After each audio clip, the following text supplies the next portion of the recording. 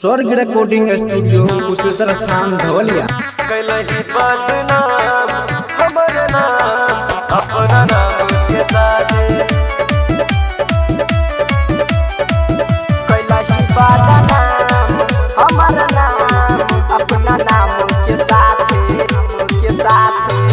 कैलही बदनाम हमर नाम अपना नाम के साथे कैलही बदनाम हमर नाम अपना नाम के साथे लगा के तुम्हें हट के गलही दूसरा के नाम के हाथे कैलही बदनाम हमर नाम अपना नाम के साथे कैलही बदनाम हमर नाम अपना नाम के साथे कैलही बदनाम हमर म्यूजिक बाय अपना नीतीश विराट दरभंगा।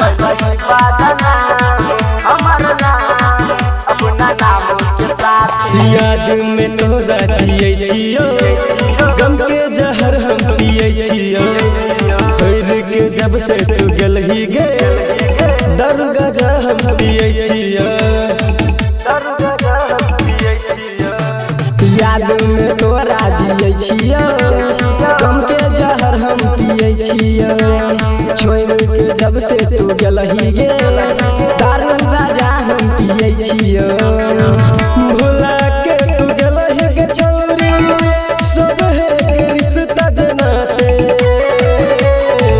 कैलही बदनाम हमर नाम अपना नाम के साथे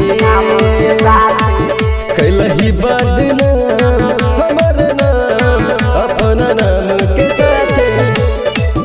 कैलही बदनाम म्यूजिक बाय नीतीश विराट दरभंगा। जोगे सनम हर जाई गे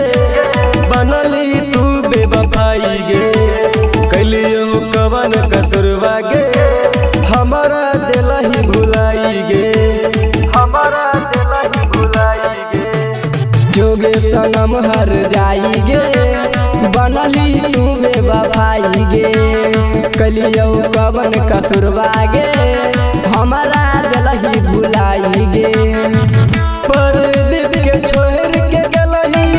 सतनाम देवा के साथे कैलही बदनाम हमर नाम अपना नाम के साथे